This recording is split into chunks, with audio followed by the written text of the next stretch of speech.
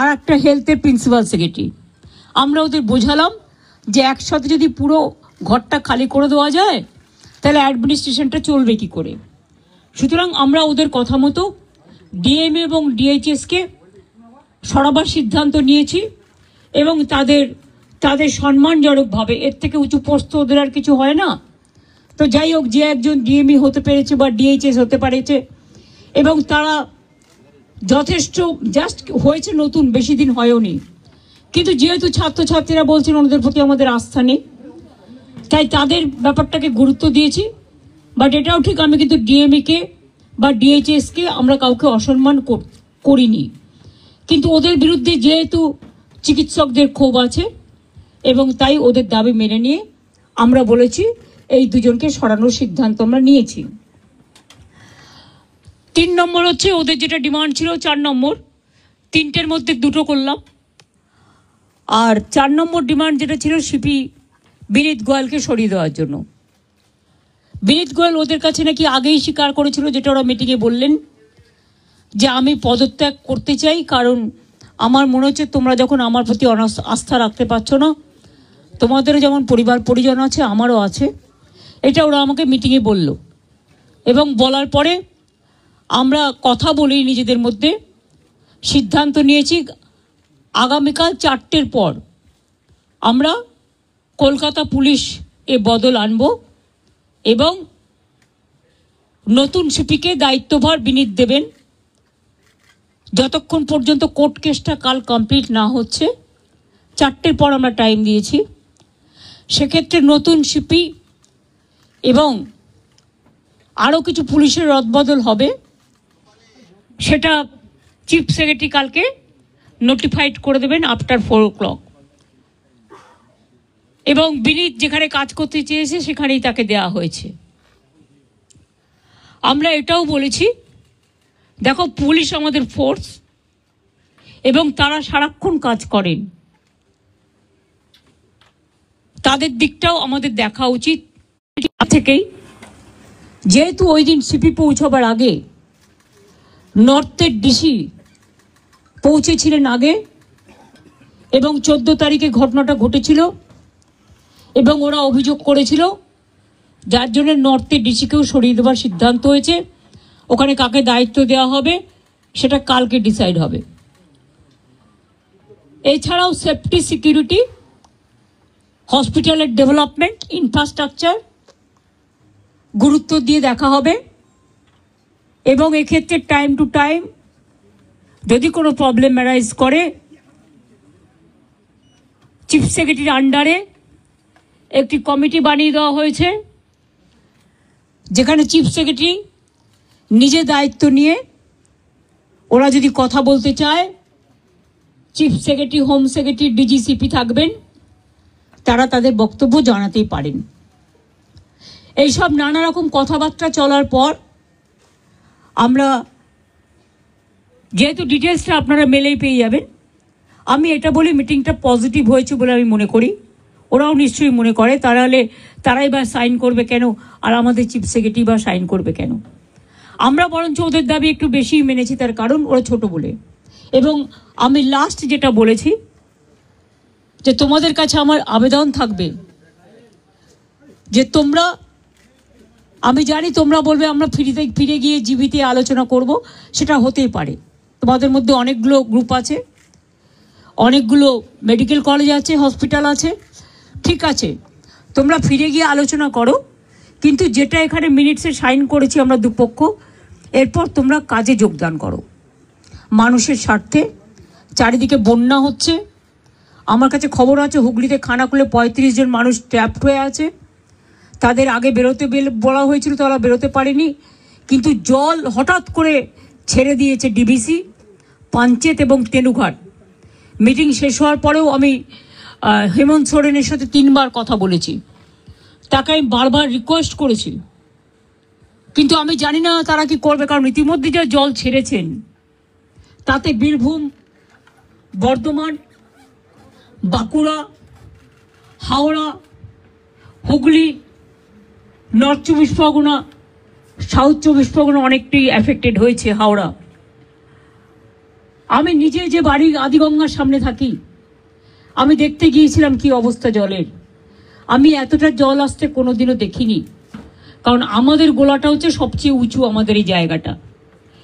আমরা সিঁড়ি বানিয়ে দিয়েছিলাম, প্রায় 14-15টা সিঁড়ি ছিল, একদম পুরো ভরাট হতে আর 5টা সিঁড়ি মাত্র বাকি আছে। এরপর যদি আবার জল ওরা রাত্রে ছেড়ে দেয় বারণ করা সত্ত্বেও, তাহলে কিন্তু বন্যাকে আটকানো যাবে না। ওরা বলছে তাহলে আমাদের এখানে বন্যা হবে। আমরা তোমাদের এখানে বন্যা হবে বলে তুমি আর একটা রাজ্যকে তো ভাসাতে পারো না। আমাদের না জানিয়েই সকালে প্রায় 80-90 হাজার কিউসেক ওয়াটার ছেড়ে দিয়েছে। ফলে একেতে 3-4 দিন কন্টিনিউয়াস বৃষ্টি, এমনিতেই গঙ্গাগুলো, আমাদের নদীগুলো ওভারফ্লো, ড্যামগুলো ওভারফ্লো ছিল, তার মধ্যে এই জলে আস্তে আস্তে কাল সকালে বিকেলে পৌঁছবে। আমি সবাইকে বলবো সতর্কতা অবলম্বন করে দূরে দূরে রিলিফ সেন্টারে প্লিজ দয়া করে যান, এবং আপনাদের থ্রুতে বিডিও থেকে শুরু করে আইসি থেকে শুরু করে DM, SP, additional DM, additional SP, SDO যারাই আছেন সবাইকে বলবো যে ইমিডিয়েট দেখে নাও, কারণ কালকে কিন্তু অনেক জল ঢুকবে। এই জলের ওপর যদি আবার জল আসে, আমার এমনিতেই চিন্তা আছে 35 জনকে কি করে উদ্ধার করব আমরা। আর এখন রাত হয়ে গেছে, জলের কারেন্ট এতটাই, কেউ যে উদ্ধার করতে যাবে তার উপায় নেই, কারণ যে উদ্ধার করতে যাবে সে বোটও তলিয়ে চলে যাবে, এমন অবস্থা। তো ওখানে আমরা এনডিআরএফ টিম পাঠাচ্ছি সকালে, এবং এসডিআরএফ টিমটাও আমরা পাঠাচ্ছি সাউথ 24 পরগনায়। সুতরাং আমরা প্রত্যেকে অ্যালার্ট আছি। বিভিন্ন জেলার নেতৃবৃন্দের সাথেও আমার কথা হয়েছে। সিএস নিজে মনিটরিং করছেন 24x7, এবং তিনি নিজেও ডিএমদের সাথে বারবার করে আজকে 2-3 বার ভার্চুয়াল করেছেন। উনি অলরেডি আমাদের 24x7 মনিটরিং চলছে, টাইম টু টাইম কি অবস্থা। এবং মানুষকে আবার আবেদন করছি, প্লিজ দয়া করে জল আর আগুন এই দুটো জিনিস নিয়ে আমাদের মনে রাখতে হবে, যে কোনো মুহূর্তে জল ঢুকে যেতে পারে। দোতলা বাড়ি হলেও যদি একতলা ভেসে যায়, তাহলে দোতলা ভাসতে কতক্ষণ নেবে? কাজে জীবনের ঝুঁকি দয়া করে কেউ নেবেন না। সতর্ক থাকুন, কিন্তু জীবন বাঁচান। একটা প্রাণের দাম অনেক বেশি, এটা আপনাদের মাধ্যমে অনুরোধ করব। যদিও আপনারা জুনিয়র ডক্টরদের স্ট্রাইক নিয়ে বেশি ব্যস্ত, কিন্তু তার মধ্যে আমার এই আবেদনটুকু যদি গ্রাম বাংলায় মানুষের কাছে পৌঁছে দিতে পারেন, বিশেষ করে জেলার মানুষের কাছে।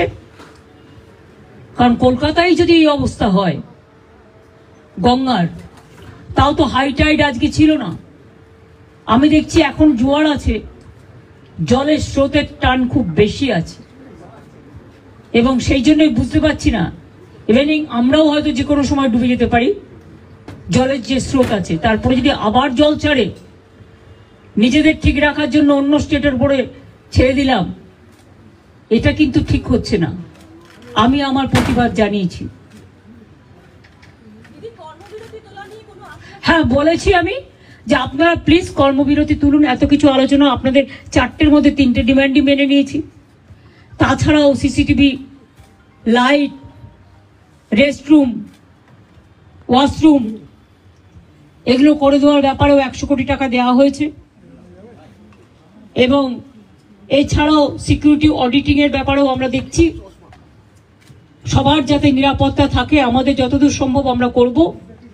আপনাদেরও বলবো লক্ষ্য রাখতে, কারণ দায়বদ্ধতা কিন্তু বোথ সাইডেরই থাকে। আর আমি আপনাদের কাছে অনুরোধ করব, অনেক মানুষ মারা গেছে, অনেক মানুষের কষ্ট হচ্ছে, চিকিৎসা পাচ্ছে না, অনেক পেশেন্ট আটকে আছে। সুতরাং মানুষ মনে করে আপনারাই তাদের ভগবান। সুতরাং আপনাদের আমি কাজে ফিরতে অনুরোধ করব। সমস্যা থাকলে সমাধান করতে হয়, আলোচনার পথ সবসময় খোলা থাকে।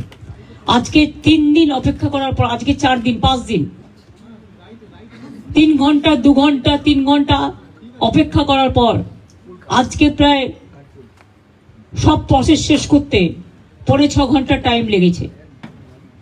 আমাদের দিক থেকে যা যা করার ছিল আমরা চেষ্টা করেছি বাংলার মানুষ যাতে ভুল না বোঝেন, বাংলার মানুষের দিকে তাকিয়ে। এবং এটা নিয়ে আবার যেন কেউ অপপ্রচার দয়া করে করবেন না। বাংলায় দুর্গাপুজো আসছে, এটা আমার আবেদন আপনাদের কাছে, এটা আমাদের মিটিংয়ে আলোচনা হয়নি, আমি করিনি, এটা আমার পক্ষ থেকে বন্যাটা এবং ফ্লাডের ব্যাপারটা আমি বলেছি, এই পরিস্থিতি। সুতরাং ম্যালেরিয়া বাড়বে, ডেঙ্গু বাড়বে, জলজনিত রোগগুলো বাড়বে, আপনাদের খুব প্রয়োজন এখন। আপনারা হাসপাতালে ফিরে যান, আমি এটুকু বলতে পারি কারো বিরুদ্ধে কোনো শাস্তিমূলক ব্যবস্থা নেওয়া হবে না। लिया तो गया, कोशिश किया है जूनियर डॉक्टर का बात सुनने के लिए, लेकिन हमारा पुलिस भी बहुत सारे काम करते हैं। अगर काम करते करते किसी को 2 मिनट देर हो जाता है, कोई काम पे अगर थोड़ा गलती हो जाता है तो उसको लेके, अगर किसी को गुस्सा है तो गुस्सा निभाने के लिए, गुस्सा निपटाने के लिए हमने कोशिश किया। हेल्थ डिपार्टमेंट, पुलिस डिपार्टमेंट में जो जस्टिस उन्होंने मांगा, हमें कोशिश किया। हमारा पुलिस जो सीपी को हम चेंज करने का फैसला किया है, उनको साथ बात करके उनको कॉन्फिडेंस में लेके, उन्होंने भी नहीं चाहते थे जितना उसका खिलाफ में बहुत सारे बात उठाया। उन्होंने भी कहा कि हमारा भी परिवार है, हमारा परिवार को अच्छा नहीं लगता, इसी के लिए हम भी छोड़ने चाहते हैं। उन्होंने खुद, और डॉक्टर लोग जब मिलने गया था तो उन्होंने बताया। और हमारा हेल्थ डिपार्टमेंट का 3 की पोस्ट है, जैसे डीएमई डीएचएस ऐसा नहीं हो सकता है, इसको पैनल करके प्रोसेस करके तभी कर सकता है। तो अभी हम चीफ सेक्रेटरी को बोला है कि प्रिंसिपल सेक्रेटरी को लेके बात करके इसको अभी आप लोग देखभाल कीजिए, जब प्रोसेस हो जाएगा तब हम देखेंगे। ऐसा बात हुआ है। हेल्थ में भी उसको 3 ऑफिसर को ट्रांसफर का बात हटाने के बात किया, लेकिन हम 2 मांग लिया, इससे ज्यादा हम क्या कर सकते हैं। हम 99% मान लिया। I am not saying anything which is when the matter is sub judice. My humble request to all the junior doctors, whatever they demanded out